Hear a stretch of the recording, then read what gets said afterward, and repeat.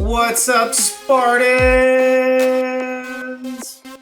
Mr. Roland here with another art assignment. Today, we are going to be completing some 3D art. Now, I love this assignment because you look at it and you say, that's way too difficult, I couldn't do that.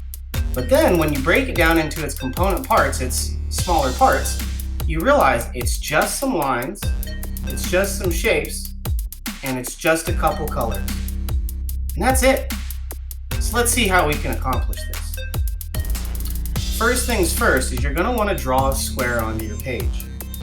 Mine is 7 inches by 7 inches, and then right in the middle, I added what we call a vanishing point, or in layman's term, a dot.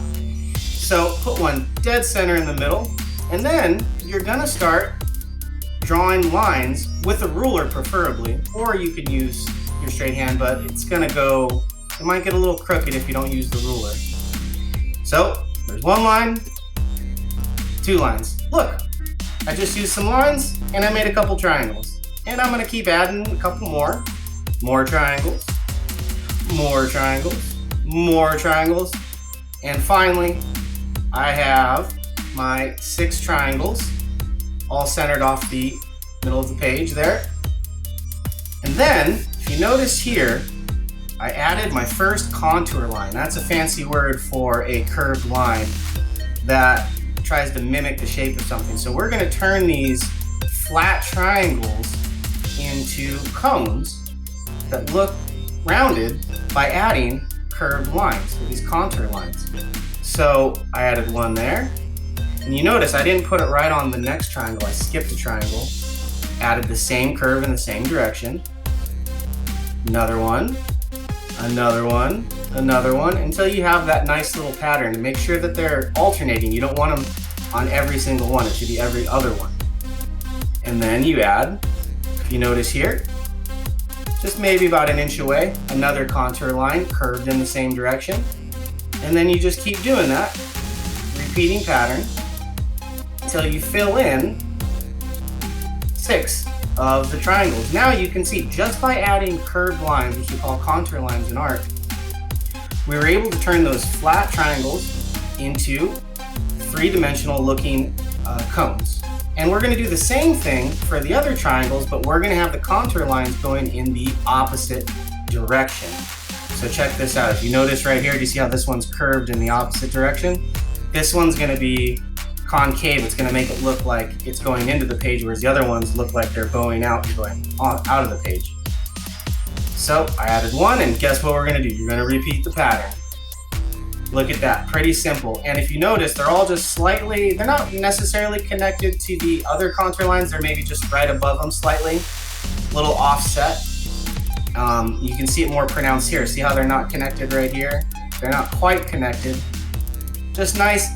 And it's just even shapes, evenly spaced, and I'm just going to continue that pattern, just adding those curved lines outward. There you go, you can already see it's starting to get some depth and looking like it's moving into the page. Boom, look at that, beautiful pattern. Now, what are we going to do next? Add some color. Now, when you go to color this in, first of all, you should only use 2 colors, or go crazy, use as many as you want. Who cares? But it's easiest with 2 to get this nice pattern. You want the grain of the coloring to go all the way to you want it to go in the direction towards the center of the lines. You don't want to go side to side with this. You want them all to go towards the vanishing point in the middle. And that's going to help with the illusion of 3 dimensions. So went and colored those in.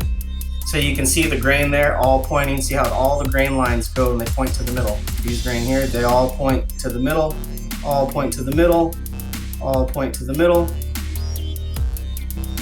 Continue that pattern. And once again, you're alternating. So it's red, white, red, white, red. This one's not even touched. Oh, then I add some green in the center there to offset it. Once again, the grain's all going in the same direction. So it looks like I'm almost done here, but what we want to do with the white spaces that are left over is we want to add a little bit of shading on the sides of them so that it looks like it's creating shadows, and that the top part of it or the middle part of it's going to be almost no color. So let's see what that looks like. So you can see I slightly shaded in the sides here green and then left the middle part mostly white. There's some contour, there's some grain lines there. Shaded there, see how it's shaded there?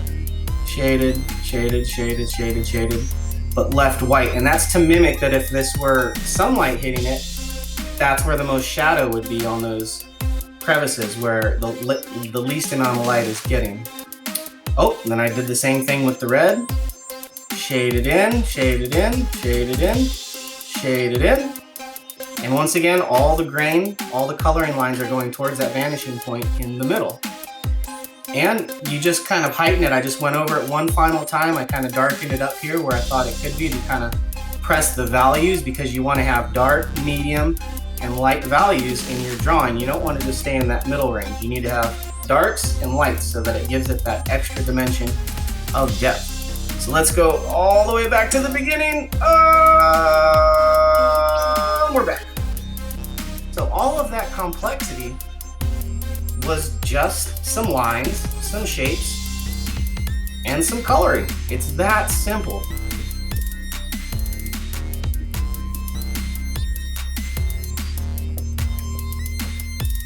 There you go. Hope you enjoyed, Spartans.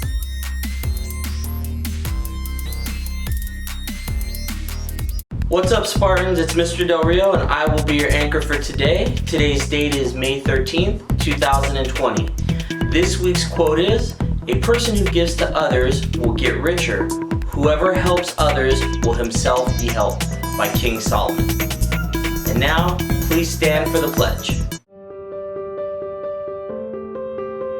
Please stand. Place your right hand over your heart. Ready, begin.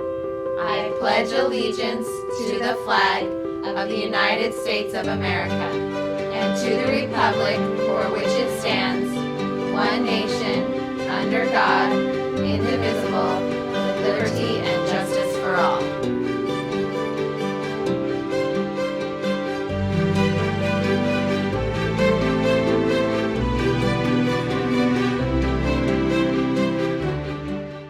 Today's birthdays are Nicholas Gomez, Brianna Garcia, Cynthia Murillo, and Lino Valdez Oligu. Sorry if I mispronounced your name. Up next is the Daily News. Take it away.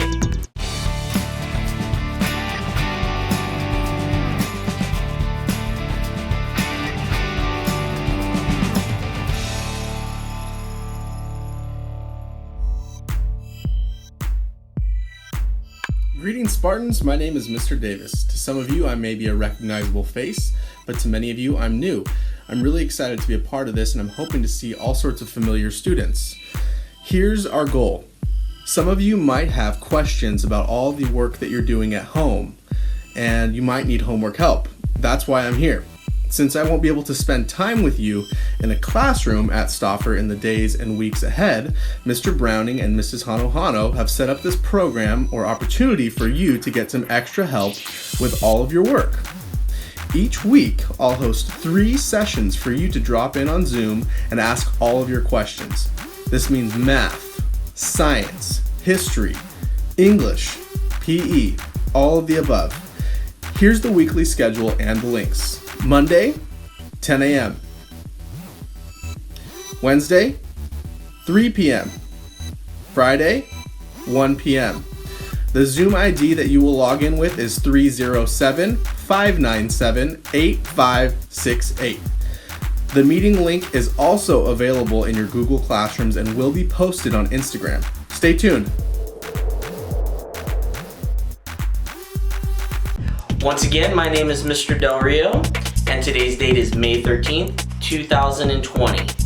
And this week's quote is, "A person who gives to others will get richer. Whoever helps others will himself be helped," by King Solomon. Spartans, don't forget to read, lead, succeed, and wash your hands. Stay safe, everyone, and hope to see you soon.